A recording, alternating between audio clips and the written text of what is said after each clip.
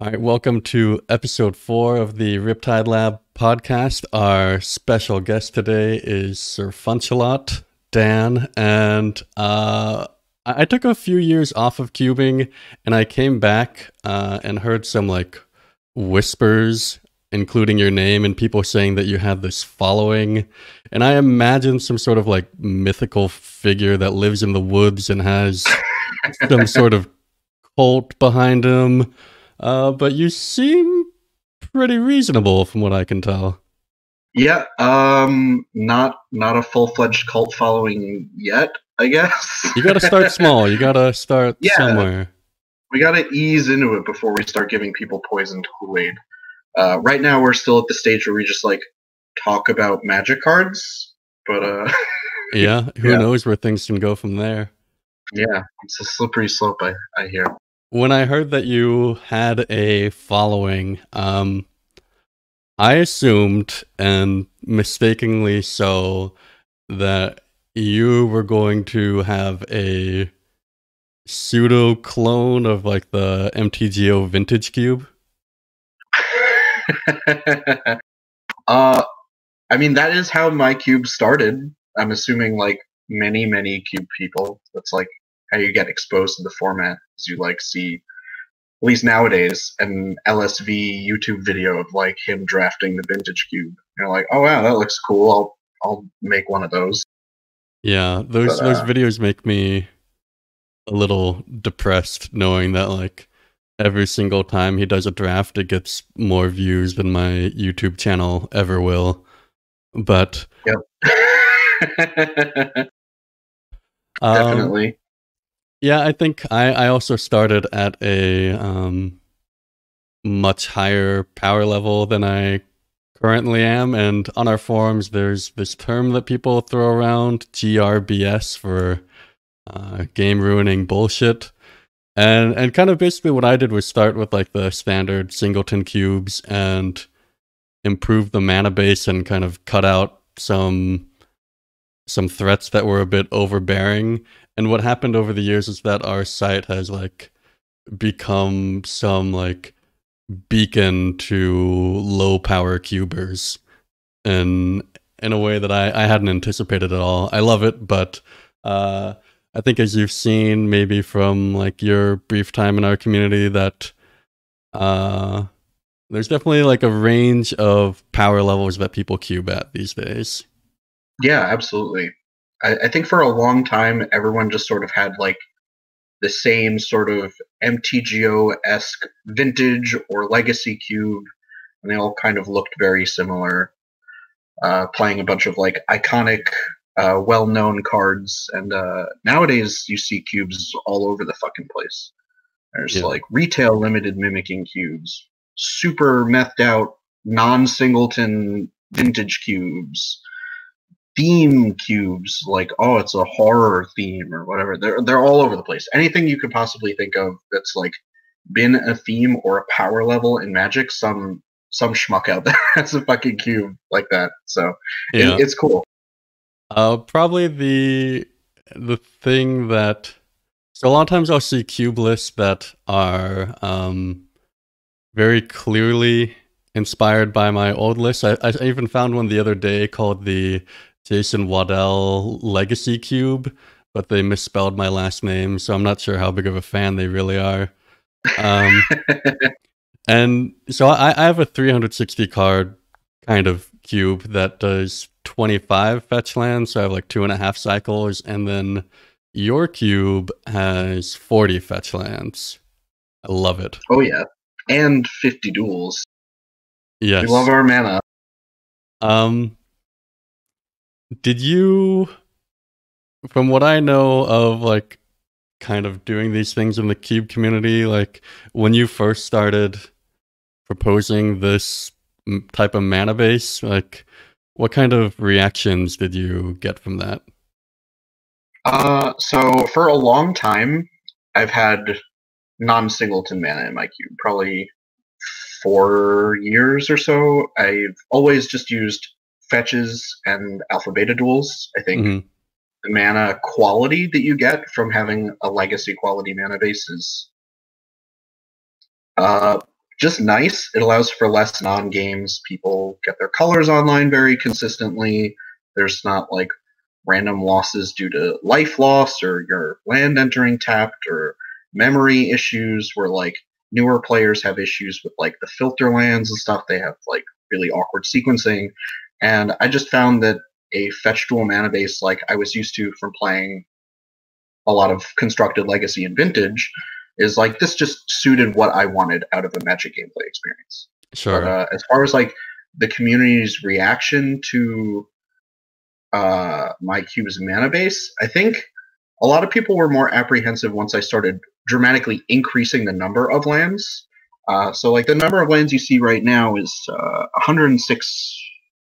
It says on Cube Cobra, but Yeah. I think it's closer to like 96 if it's just like the fixing lands.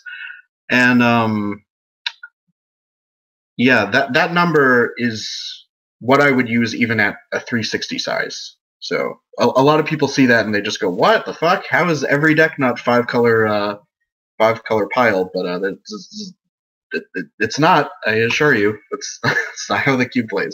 Yeah, I think there's kind of some weird things about like the early days of cubing. People were really, I don't know. I feel like there was almost like propaganda against like 4 and 5 color good stuff. Yeah. And this was coming out of like cubes that had 360 cards. They had 30 lands, and probably like at least one of the cycles entered the battlefield tapped. And if you look at like the early, and maybe it's still this case, but like the early vintage cube online stuff, like you had very greedy decks and you had mono red, and there really wasn't any like ability to do like a tight 2-color deck just because you lost so much consistency trying to curve out with, I don't know, 2 non-basics in your deck. Yeah, your mana is terrible. Yeah. Coming from Constructed, where your mana is always flawless, it was something that never really sat right with me. I just didn't understand why people wanted to play with mana bases that had like 2 or 3 on-color dual lands and otherwise were just basic lands. Like, you just got color screwed all the time, had a mulligan super frequently. You couldn't cast like 2 drops from like 2 different colors reliably. Like, it's just a mess. So I don't know. Yeah. It's not for me. Yeah, it's kind of like they branded Cube as the like drafting with the best cards in Magic, and then kind of in parentheses you had and the worst mana bases in Magic. And also a bunch of bad cards. Like, these people say like, oh, it's the Vintage Cube has the most powerful cards ever printed in the history of Magic. It does have those. It also has a lot of really weak cards, though. Like, do you really think like Thundermaw Hellkite is one of the most powerful cards ever printed in Magic? Like, that has nothing to do with Storm or Dredge or Shops or whatever the hell you play in actual Vintage. It's like this big chunky dragon. Yeah, I think like I feel like if you're going to do a vintage cube, you should commit to it. And too much you see like cubes that have like Time Vault and Savannah Lions in them. And one of the things that I always felt playing those cubes was that they didn't give like an equal amount of fun to like their aggro decks versus the other things going on. Like, if I have to play aggro as mono white or mono red, I feel like it's not worth the time I have to like commit to actually drafting and playing those games. Yeah, I mean, I think it's really hard to quantify like what is or isn't like the appropriate amount of fun given to an archetype, because fun is such a subjective thing. Like, Sure. you and I have very, very different ideas of what constitutes as being fun for us. Like, I know for me personally, what I really like playing in Magic is like extremely low curving, hyper consistent, disruptive mid range decks. And then for some random Timmy, it might be hard casting Craterhoof Behemoth with a bunch of elves on the board, dealing 60 damage in one turn, and like it's just a completely different sort of idea of what gets your jimmies going, you know? Mm-hmm. I have a question. Have you ever considered a mix of shocks and duels in your cube? Because I feel like I considered at some point either having all shocks or all duels, but I find that like a lot of times in the gameplay, like it presents interesting choices about like which lands to fetch up, and I find it to be like a fun skill testing component to my cube, even though it's not really like committing one direction or the other to a power level. So I've tried a mix in the past, and I'm not like super crazy about it. I feel like what happens is because lands are so inherently powerful, players are rewarded very strongly for just taking them high in the draft, right? Like you see a polluted delta, that card's nuts. You take it, Watery Grave, Underground Sea, those cards are just busted because just having blue and black mana on the same land is inherently super powerful. Right. So their position in the pick order is like basically the same, regardless of which one they are. The only time when that's different is when you see like a shock land up against a dual land is when that difference really changes. So for me, what I think happens is players who get the shock lands in the draft because those are the lands that they see are arbitrarily punished compared to the drafters that were more fortunate to see the alpha beta duels. And I don't like that. Okay. I appreciate that. So Strixhaven's out. I guess you've been testing it like even before it was officially released. I've been playing on Moto, so I don't quite have that luxury. Let's dig into your thoughts on it so far. Ooh, okay. Yeah, I've been playtesting Strixhaven basically since the week that the cards started getting spoiled. So like as soon as they did that little preview, they gave us like the full command cycle. We've been testing some of them over on the brainstorming server, and also with my playgroup on like every other weekend. And yeah, I think the set has a lot of really cool, powerful cards in it. Even for like the most powerful cubes, but a lot of them aren't threats; they're reactive spells. So stuff like Witherbloom, Prismari Command, Vanishing Verse, Rip Apart. These are all like super premium pieces of interaction, but they're not really like an Oko or an Uro, or they're nothing like that in terms of the quality of the proactive cards.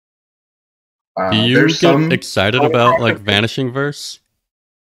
Oh, I get rock hard about Vanishing Verse. I love that. Just super busted gold removal. Yeah, I love that shit. What have been some like surprises for you, like compared to how you initially assessed the cards? Ooh, so as far as like initial impressions go, I think I'm a little bit more down on quite a couple of them. Conspiracy Theorist was a card I tried, and in gameplay it was basically just fucking grizzly bears with absolutely no upside. So I was like, well, screw this card. Symmetry Sage has been less consistently a 2-power 1-drop than I would like, and my cube has an exceptionally high density of cheap instants and sorceries to turn it on. But it's still been like okay. Most of the removal has been about as good as I thought it would be when I saw it spoiled. So, I mean, I don't think any of those are like really all that surprising. Like you look at Rip Apart and you go, okay, well, this is just sorcery speed Abrade that also hits enchantments and planeswalkers. That card's amazing. I'll play it for the next 50 years, I doubt Wizards is going to power creep it. Yeah, I mean, probably by this point, your skills at like evaluating like a pure removal spell are pretty honed to the point where it's not going to surprise you too much. But I think the modal spells, like the commands, have been a bit harder to evaluate. Like I really love Quandrix's command, but I find it difficult to like extract full value out of it, and that maybe that's fun, maybe that's not. I haven't played enough with it to know like quite where it lines up. Yeah. That card's definitely been like a bit lower than my initial impressions were of the card.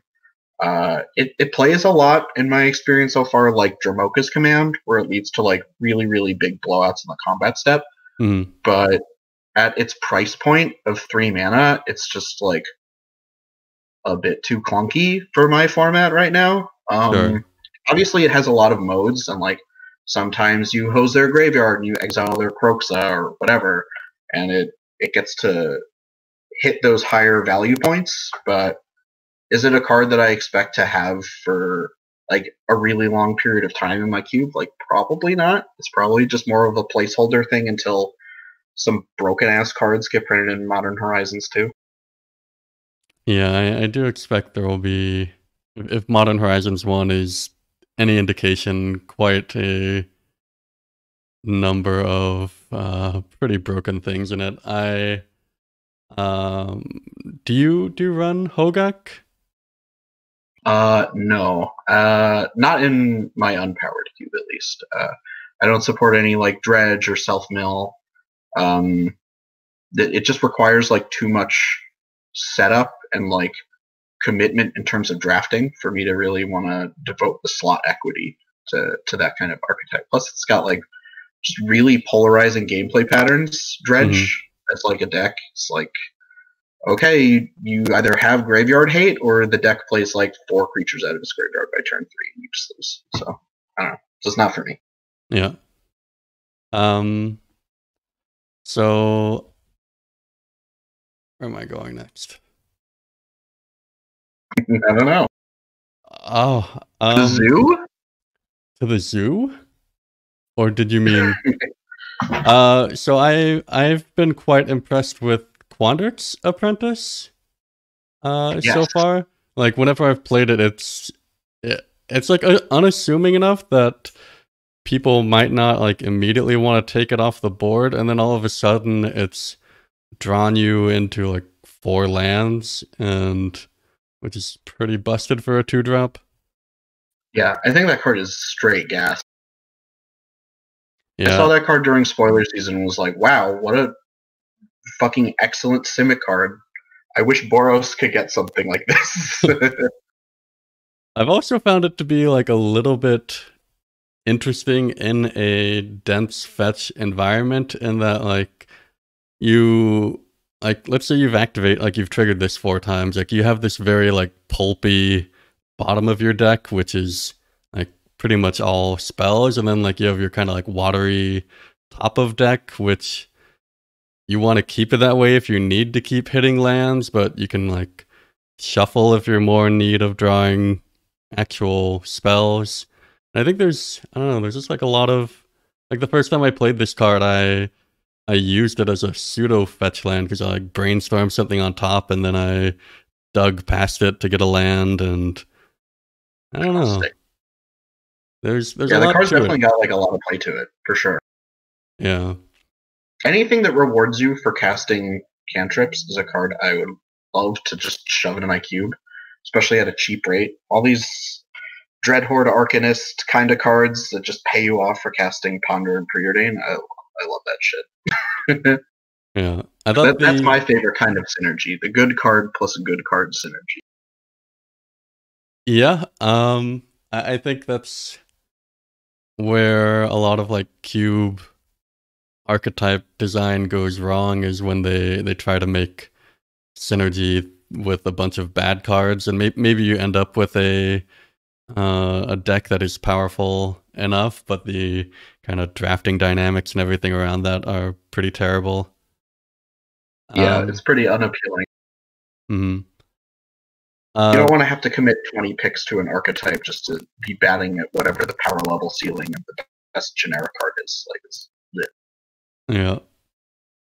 I thought the discussion that's been happening around Tempted by the Auric is pretty interesting. I think this is maybe one of the cards that highlights like the power level differences between, say, your cube and my cube. Like I saw, if looking at this, there's like a lot of cards mentioned here that aren't even in my cube as like the premium targets. Yeah. I think this card gets substantially better the more powerful, cheap cards that the format has access to. Because if your threats that are like game ending cost like 4, 5, 6 mana, it obviously doesn't do anything. But if you're casting Oko and Uro and Croxa and like all these like 2019, 2020 just completely busted cards, then it's nuts. Because it's just a control magic that hits all of the most relevant cards in the format because they all cost 3 or less, and it just snatches them and they can't even disenchant it to get their fucking dude back. The card's just gas. I've cast it like maybe 4 or 5 times already, and the card has just been nothing but nuts every time I put it on this deck.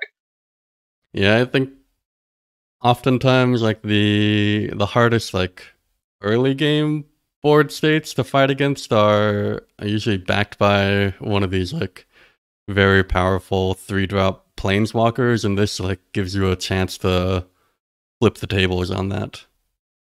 Yeah, absolutely.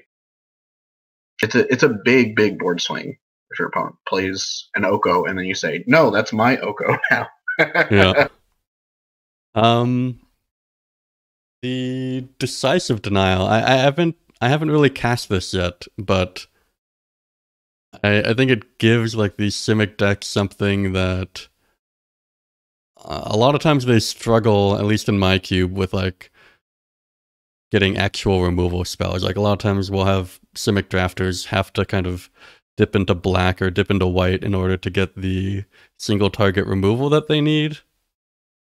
Yeah, absolutely. That's definitely Simic's problem in formats where decks are expected to be 2 colors.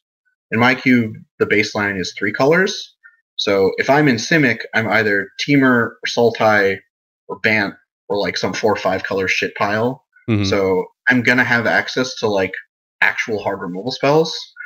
But I think even within that context, the flexibility that Decisive Denial gives you is quite powerful.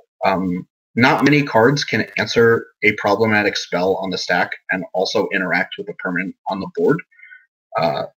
Like, just look over the cards in Magic's history. There's very few cards that can do that. It's like shit like Pyroblast, Hydroblast, and then like more recently we've seen Drown in the Loch, which is a super powerful reactive spell. So this sort of emulating that kind of ability to answer a Jace the Mind Sculptor when your opponent casts it, and also kill their Dark Confidant for only 2 mana is just great. Yeah, it's what you mentioned is one of the. It's probably like the only thing that gives me pause about Prismari Command is that you miss that counterspell option that Izzet Charm gives you, and maybe in your list, it's like large enough that these two don't directly compete with each other, but I feel like in mine, it's probably like one or the other, given like the amount of gold card space I allocate. Yeah, I allocate a fucking shit ton of space to gold cards because the mana base is leveraged so that drafters can exploit that and consistently be 3 colors. So being able to like play these more narrow sorts of power spike gold cards that are just like a half step more efficient than whatever you can get in monocolor is something that I have the luxury to sort of find space for, that I know a lot of cubers that play more traditional land counts just can't really allocate the slots for. Mm-hmm. Unfortunately, I love that in your cube, you just don't care about like the color counts or anything being remotely even? So I think Patrick Chapin said it best. The other colors in Magic are simply a vessel for everyone to experience the color blue. I like that. So blue is the best color in Magic, right? Like if you look historically at the number of like extreme power outliers, a very high density of them are blue. And also the things that blue does, I think, are things that inherently appeal to a lot of Magic players. Drawing cards is fun. You get to take a lot of game actions, you get to see a lot of your library, you get to just do a lot of different things. Mm-hmm. And as a result, I think what blue does and the types of players that it appeals to is just a lot of people. So I don't really have an issue with allocating more slots to blue and letting more players play blue, because I think that's just what most people who draft my cube are looking to do, myself included. I see an opt in a cube, and I'm like, oh god damn it! I guess I'm a blue drafter today. Yeah, I feel like if you like hear if you know nothing about like the game of Magic, but you kind of like hear about it, or like you hear even the name of it, that what blue contains as a color probably meets a lot of what your expectations of that game would be. Yeah. So you draft with like 4 packs of 16. So Yes. when you draft, this whole 512 card pile gets drafted. Yes. The whole thing. Are there issues that arise from like so many cards ending up in the sideboard? So there are some. I don't know if I'd really say issues so much as consequences of this design. Sure. And that is because the card pool is so large, that can be really intimidating for less experienced drafters, right? Having to build a deck out of a pool of 45 cards is challenging enough for some people. Mm-hmm. Now, when you flatten the power band substantially, as I like to do in the cubes that I design, you're left with more reasonable picks.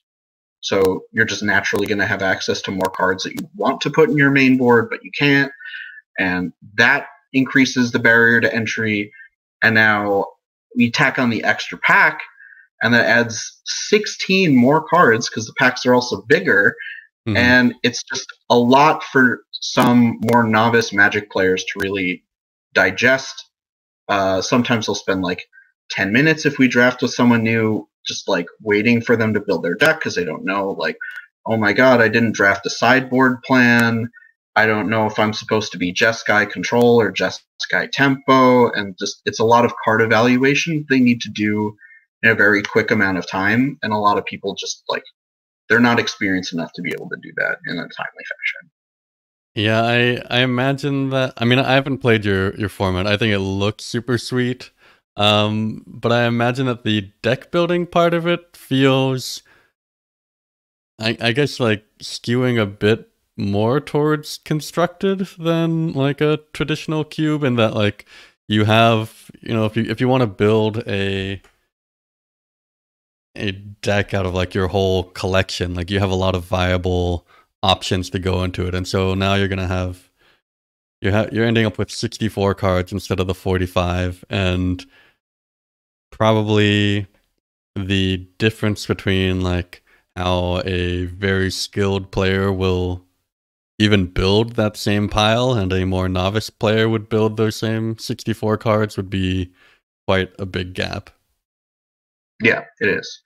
And you're also expected to basically draft a constructed quality mana base throughout the draft because there's 100 lands. Basically, every player at the draft table should be on like anywhere from 14 to like a full 16 card mana base of just lands they drafted. let alone just getting into the basic land box and taking whatever you need.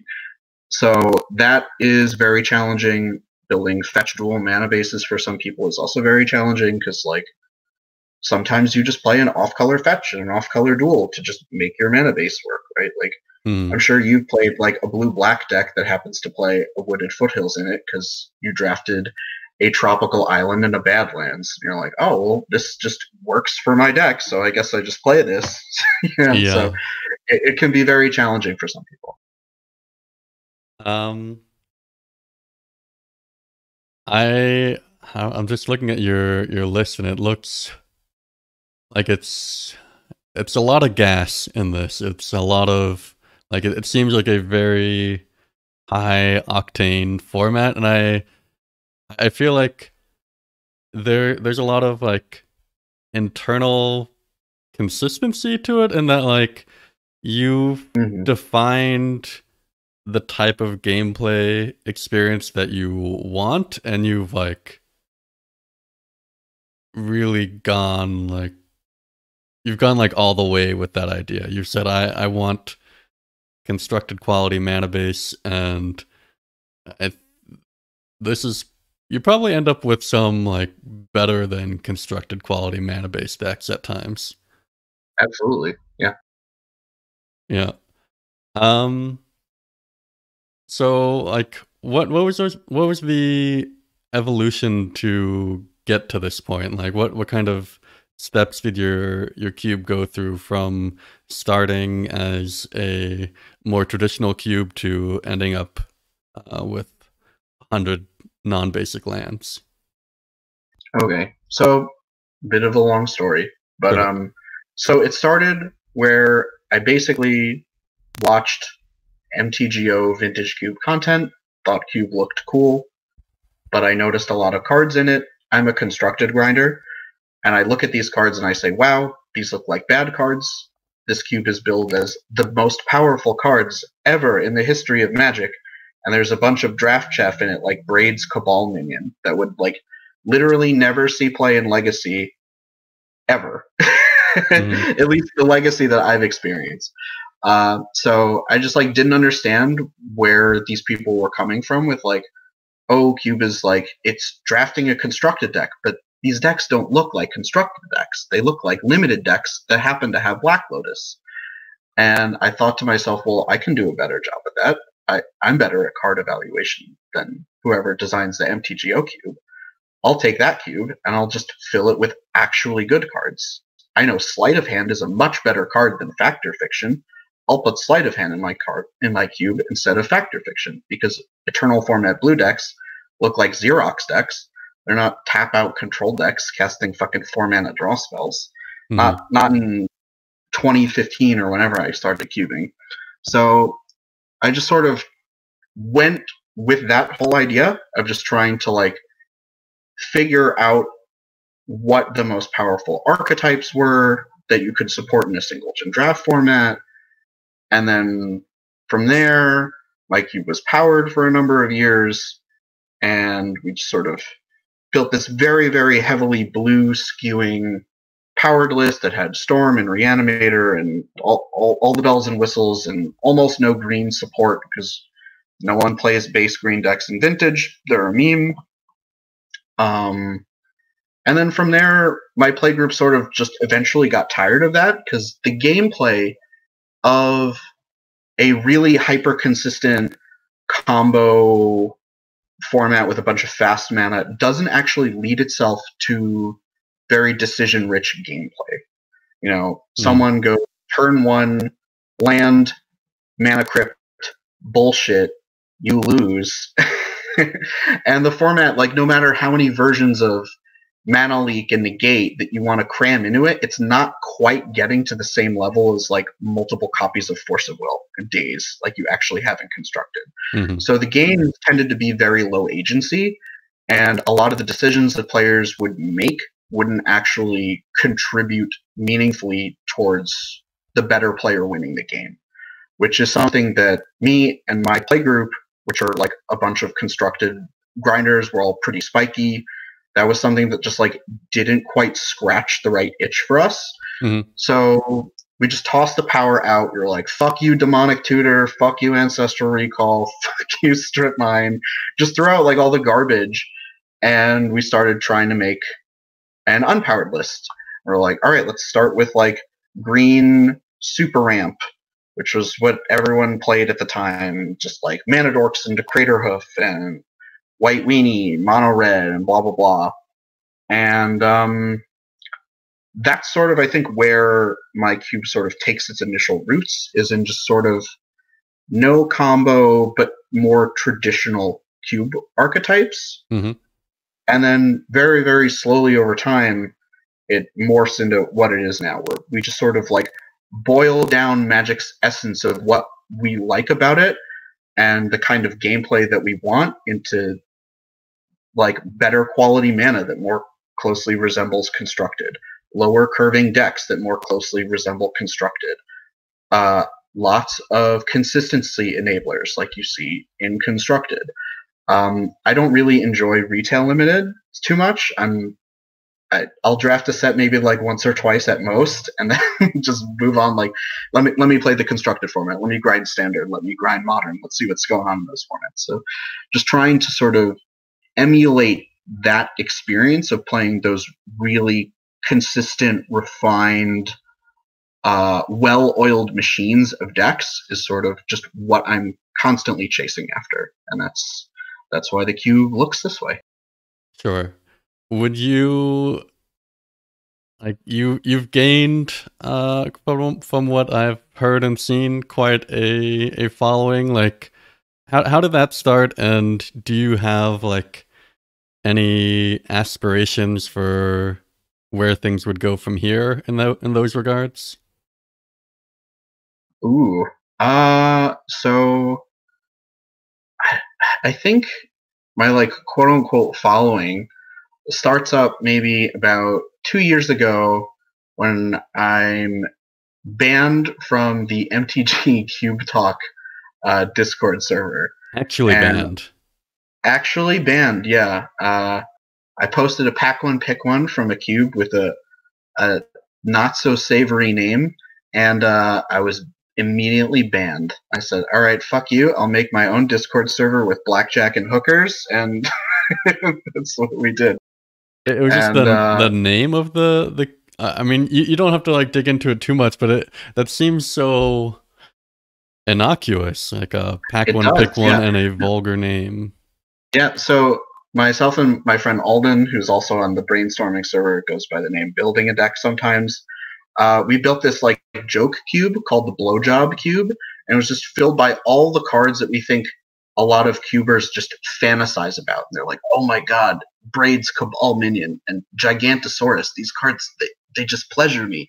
So we just filled it with just garbage, just hundreds and hundreds and hundreds of garbage cards, and just posted a pack one, pick one from it. And then I got banned because it was too incendiary or whatever. Now, I don't have any sense of like which of these like Discord. I haven't been on them long enough to really appreciate the differences between them, but I guess I don't know, they seem to have like similar sizes. I don't know. And so you made this Discord, and now you're up to like 500 people hanging out in it. That's it's a snowball rolling. We just sit here, we chat cube, we talk game design. Usman posts cat pictures. It's a nice little corner of the internet for nerds to talk about Magic. Yeah. Do you have any like hope of having this unpowered fair stuff be a MTGO featured cube someday, or is that just not on your radar? I mean, I think that would be dope. Do I think a lot of people who pay money to draft MTGO Cube would be in for the kind of experience that my cube offers? Probably not. I think the format's like too consistent, too spiky, too difficult to grok for a lot of that audience to really appreciate, and so I don't think it'd be something that Wizards would want to feature. because it's just not profitable, is my guess. Yeah, it's an interesting question. Like I sometimes wonder, like you've got this very mainstream cube design, and like I posted a video on the MTG Cube Reddit recently about like should cubes be entirely singleton, and probably the main thing my cube breaks singleton on is mana, and I had a lot of comments from people saying that like, oh, if you know that there's 2 copies of Polluted Delta in the list, it reduces the tension that you get when you see one of those in a pack because there's another one that they could get.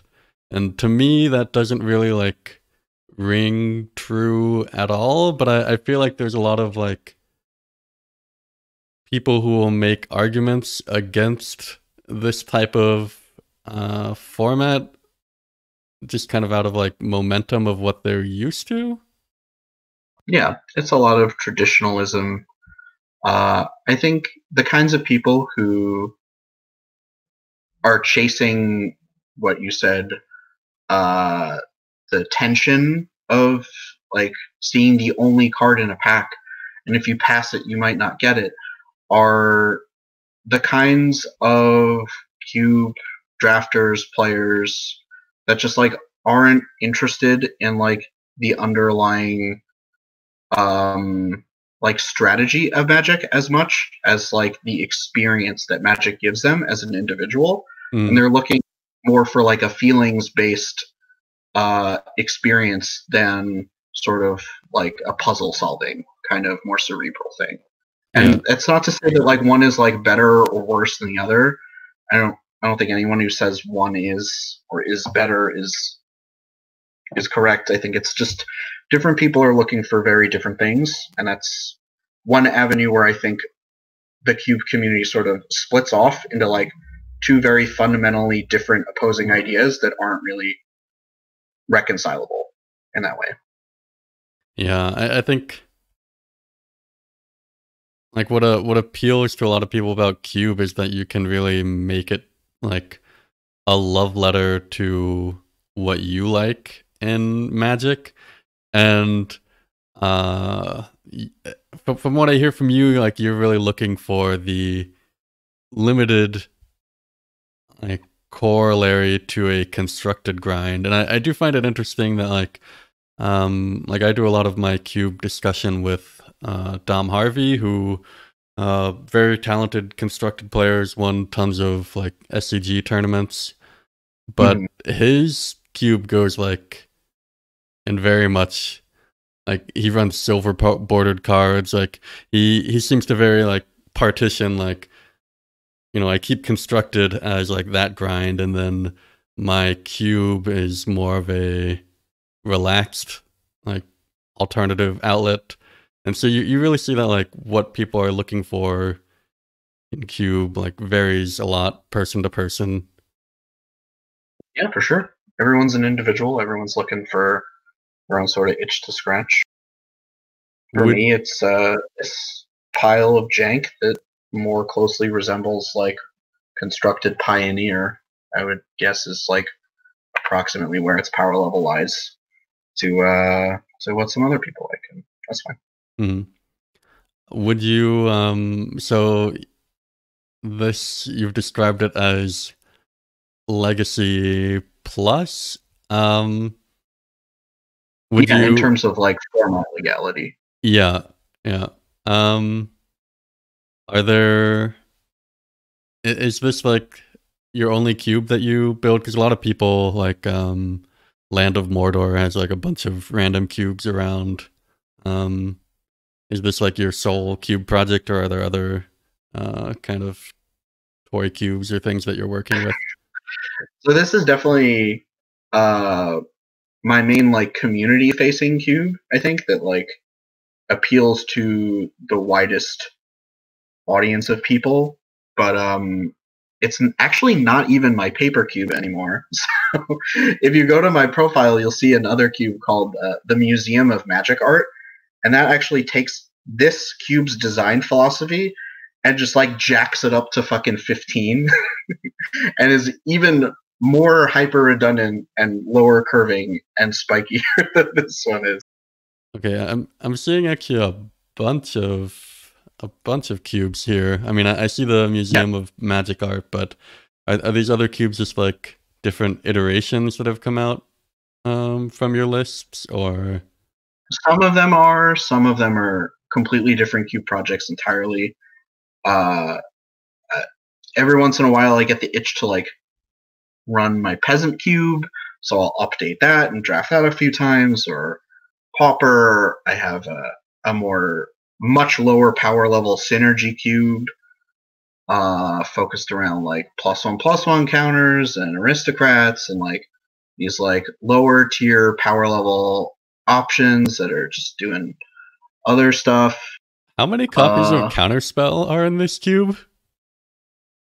I Oh, love this it. is no, you want the 512 card version. So. Oh, I'm looking at the 384, and it had 12, I think. Yeah, it's every time they've ever printed Counterspell with a different artwork, it was in this one. Oh. But the most up-to-date one is 512. So that cube is Art Singleton. Oh, wow. I like it. I was wondering where these card counts were coming from, and yeah, I actually just finished updating it this morning. So if you check the other one, it should also be called Museum of Magic Art. Yeah, I pulled up the 512 version, and yeah, we got like 2 more arts of Lightning Bolt from Strixhaven. It was very exciting. So like this is the one that, if COVID permitting ever allows me to actually draft in paper with the bros ever again, this is probably going to be the cube that we draft. Okay. You mentioned when I first brought up the idea of doing a podcast that you have these hot takes, and one of them is that Magic should be financially accessible. Is this a cube that you run like with all legal cards, or? I own that bad boy, but oh, nice. I think that people who earn less than I do, I sell my soul to Citibank for a living, so I'm fine. But some schmuck on Twitter just said, I think that the cards from Strixhaven are making Magic too affordable. So I said, fuck you. What do you mean Magic's becoming too affordable now? Like, this game is outrageously expensive. Yeah. Like, the fact that now all these cards get printed with like 3 or 4 different arts and foil etch and non-foil, it like actually makes the base versions of those cards like not cost a fucking shitload of money. Mm-hmm. Like, I don't know if you remember when Jace Vryn's Prodigy came out in Standard, and that was a $70 mythic rare that non-foil, not non-premium in any way, just the normal ass standard mythic was $70 fucking dollars. Like, how the hell can any like poor schmuck who's like still going to high school or whatever afford to play this game unless they have rich parents? Like, it was ridiculous. And nowadays that's not the case. Like, standard sets just do not have cards that cost that much money. Well, the other day I was testing Strixhaven, and on GoatBots, the Prismari command was going at 70 tickets, so they do for a short period of time. So I do not yet own that cube. MTGO is a totally different place. Yeah. Yeah, I mean, it's... I don't see how you can take the opinion that it should be more expensive. I mean, I guess some people have like gatekeeping so like profoundly burned into their psyche that they can defend that somehow, but I can't get to terms with that. No pores allowed at my country club. Like, fuck you, dude. These people just want to play tennis. Let them have fun. Yeah.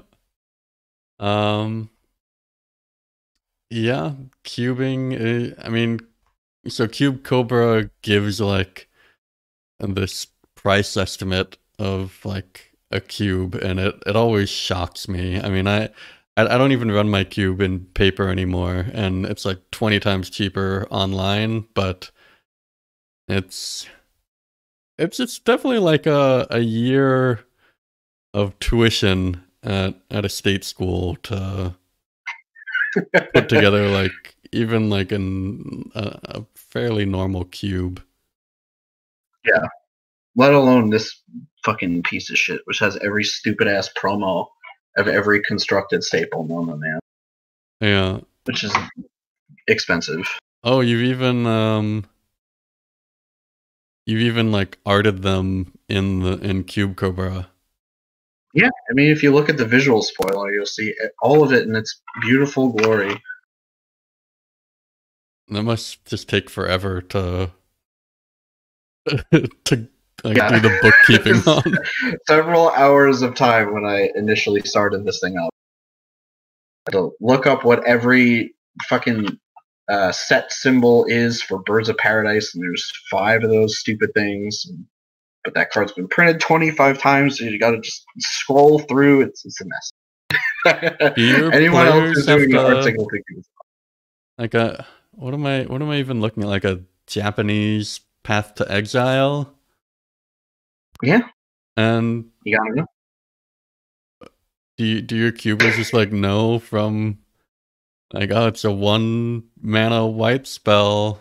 It's gotta so be we haven't drafted it in paper since the Japanese Mystical Archive cards have been printed, but I'm actually planning on getting proxies made of those with the English text, which is only available right now on MTG Arena.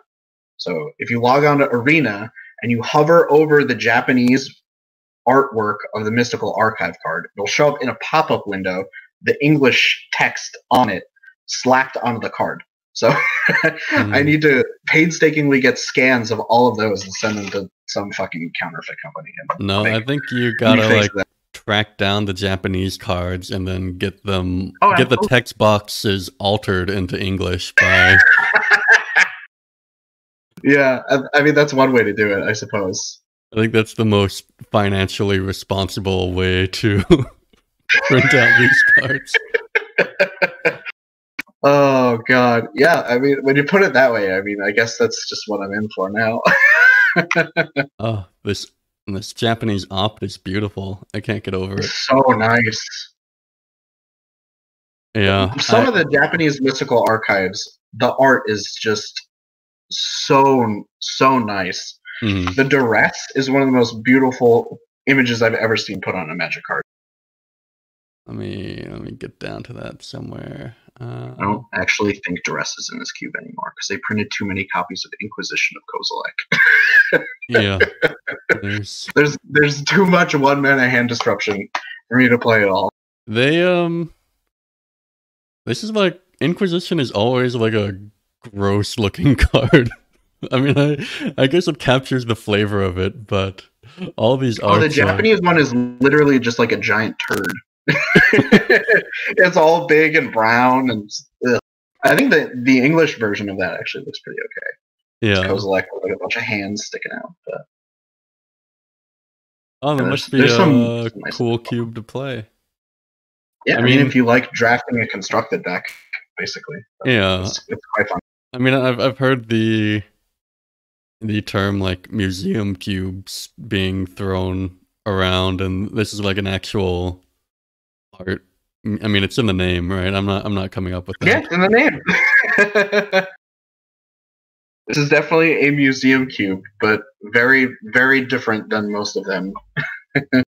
But does it only include cards that have multiple arts, or no? No. So, like, there's a single copy of Bloodchief's Thirst that I see right now on the Twitch screen. Yeah. That's the only art they printed of that card so far, unfortunately. But, oh, you're like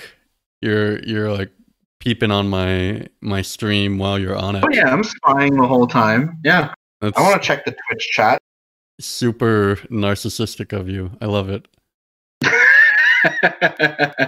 Yeah, there's not been. I mean, there's only been like Trainmaster pulling into the Twitch chat station.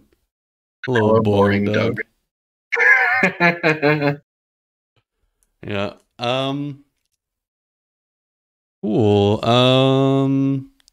So where are you going from here? What's the future of Funchland? Ooh, just more cubes, more good cards printed by WotC go into my cube, and I look at it and I say, "What's the worst card?" And I yeet it the fuck out of my cube, and I put a new good card in. It's very nice, very cathartic. That's What that's all I'm in for as far as Magic. where did like do you have like a box with just like all those yeeted cards? I do, yeah. I have several cube binders just filled with like old jank that used to be in my cube because it was good enough and now it isn't. And it's very sad flipping through those pages and you're like, oh, consecrated Sphinx, my child, I'm so sorry what I had to do to you, but you're not good enough. I was trying to find like my paper collection is so disorganized, but my wife and I made some little like attempts at MTG comedy videos, and I was trying to find like a paper preordain, and it just took me way too long. I I Oh, know that's I a mess. should organize things for like my future self to thank me, but You will appreciate. I have done that with my bulk, and it took me the better part of 2 years to sort it all. But it's all in shoeboxes, sorted by set, alphabetically by color, and it is so convenient. I cannot speak to how fucking nice it is to actually have it done and sorted. But God, did it take too long? It took too long. yeah, I can imagine. Um, do you have any like any hot takes you want to give? Any like you mentioned Oracle of Moldiah being a bad card. I run a top of the library Simic theme in my cube, and I don't even run that card. Uh, you got any more of that heat coming along? Oh man, I mean, I could go on for hours just saying a bunch of cards that aren't actually as powerful as people think they are, and generally it just goes down to they cost too much mana. I wish it was more more spicy, but it's just oh my god, Grave Titan. Yeah, okay, he does a lot, but he costs 6 mana. Have you ever played Liliana the Last Hope? She wins you the game also, but she costs you fucking 3 mana. Yeah, I think like there have not been many constructed formats that were friendly to Grave Titan, and once you've pushed your format to like that legacy constructed level, uh, it really like sets a very high floor that cards need to surpass to make the cut there. Yeah, absolutely. Like I played with Grave Titan when it was in standard. It was an okay standard card as like a 1 to 2 of in blue black control, and then Legacy Reanimator, where you play it for 1 mana from your graveyard on turn 1. Yeah. But those are very different contexts to like actually hard casting a 6 mana card. Like in constructed formats, when you hard cast 6 mana cards, they're like almost always storm cards, like Yawgmoth's Bargain in Vintage, or like Bolus's Citadel, or Mind's Desire. Mhm. They're not like big creatures. No one casts 6 mana creatures outside of Standard, and even in Standard. Like, Garruk Cursed Huntsman, that like super methed out Golgari 6 mana Planeswalker from Throne of Eldraine. I don't That yet, card but has seen like literally zero Standard play, just because it costs 6. do you think this card It's is like setting unrealistic body standards? yeah, I think I do. Yeah. This guy Not that there is, aren't people who look like that, but yeah. yeah, these these veins are giving me an inferiority complex. It's all the Bane juice. But Derek in the chat says Primeval Titan. Yeah, that's a 6-drop that sees play because it literally wins you the game the turn you cast it. And it's a 6-drop that also like hits the table on turn 3 in the decks that play it. Exactly. Puts 2 copies of Field of the Dead into play or whatever, or it did before they banned Field of the Dead in Modern. But yeah, people just don't cast. Do you care about constructed band lists at all when you're building your cubes? In terms of what I allow into my cube, no. When Wizards tells me that Deathrite Shaman is too good for Legacy, I say it's not, and it's staying in my cube. Fuck you, Wizards. That's my opinion on their band lists. Yeah, I guess I do appreciate that at least in Modern they like reevaluated some of those fair cards that were banned and later unbanned them. Yeah. It'll happen to Oko one day. I believe that Oko and Uro will be set free in like 10 years or whatever, and they'll see no play. No one will care. So we'll have 5 more Modern Horizon sets under our belt, and those cards will just be completely invalidated by Renin 7 and Renin 9 or whatever. Have you been waiting to say that line like this whole time, or was that an improvised? I want to know like how much credit to give it. That was all me, all on the spot, baby. Oh, you gotta write this stuff down for your MTG open mic night. But yeah, I don't know. I'm very excited about the future of those constructed formats as Wizards continues designing horribly balanced, undercosted stuff. Because those cards are my favorite in Cube. Have you ever played with Omnath Locust of Creation yet? In Cube? Okay, that's like my number 1 card that I want to put in my cube that people from my site have been telling me that it's like too much, but I'm just like, I don't know, I'm drawn to it like a moth to the flame. Like, I love landfall, I love fetch lands, I love gold cards, and it's just kind of everything I want. So I'm putting it in there. I was just waiting for my moment. This card does fucking everything. I have absolutely no idea how it only costs 4 mana. It's such an utterly ridiculous rate that you get. Like, I play Siege Rhino in the same cube, and just looking at the 2 of them next to each other is so depressing. Like, the card is just unreal. You don't know how good it is until you've actually just cast it. It's great. I can't recommend it enough. Yeah, it even has an enter the battlefield effect. Yeah. Oh, it's nuts. 4/4 for 4 that draws a card on ETB is like already like really fucking close to being cubable. If it was like 2 green or whatever. What about a 5/4 for 4 that learns on ETB?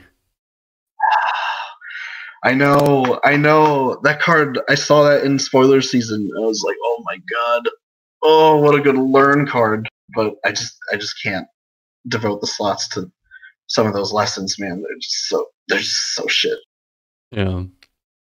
Yeah, we've been cubing with like all the lessons just embedded into your sideboard, and the first match we played with them took an hour for 2 games because I just had like the complexity of like the decision trees, and like it takes you a good while to like mentally like embed that learn board into your brain in a way that lets you like accelerate the decision-making process.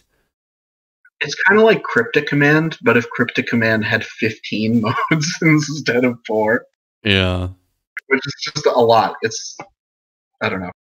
Yeah, I think the mechanic is really cool for Constructed, though.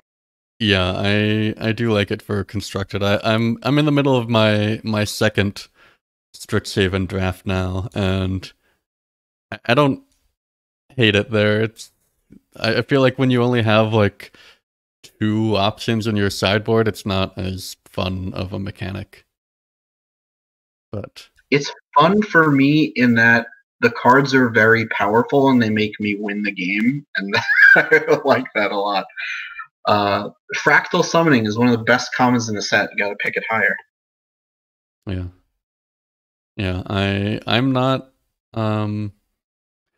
usually good at retail limited, but I just started playing arena, so it's like matching me against all the terrible players, and I feel like a god of You'll limited. crush them. Yeah. They And play into your combat trick every time. Every time. my game one of the second draft was someone who had, from what I saw, from just the cards I saw, 3 lessons main board. Oh my god. I don't think I've seen a single one mainboarded ever. Well, All the you are games I not in bronze arena matchmaking, and Oh. so just smurf it up, and you will. All right. Do you have any other thoughts? Any shout outs? Anything you want to get out there before we wrap this up? Ooh. Come chill on our Discord server, MTGQ Brainstorming. I'm gonna pop a link in the Twitch chat. Yeah, I will also link it in Wow. the YouTube description, which is where I assume more than our current number of viewers will consume it. I certainly hope so. There's 11 of them. I am seeing 12 people on my stats. Ooh, so. Very exciting. I think that's because one of them is me. But yeah. Other than that, we run drafts fairly frequently. Come draft with us. We'll draft any cube, not just my cube. So if you have a cube that you love, that you want to share with other people, maybe you haven't gotten in enough drafts because of COVID, come on down. We'll play your cube. Yeah, that's basically it. Thanks for having me. This was fun. Yep. Thank you for joining, and I'll catch you around. Peace. Bye. All right, that's the end of the podcast. Yeah, I think it went really well. I love your take on cubing. I think your cubes look super fun to play, and Thanks. With a baby, it's hard for me to like devote the time to like join in on things on Sundays. But if it ever lines up, I'd love to give it a whirl and 03 it in style. That'd be great, dude. I would love to have you. All right. Thank you all who tuned in live. You can follow the channel if you want to give me like a tiny bit of dopamine, and enjoy your Sundays, everybody. Bye-bye. Bye.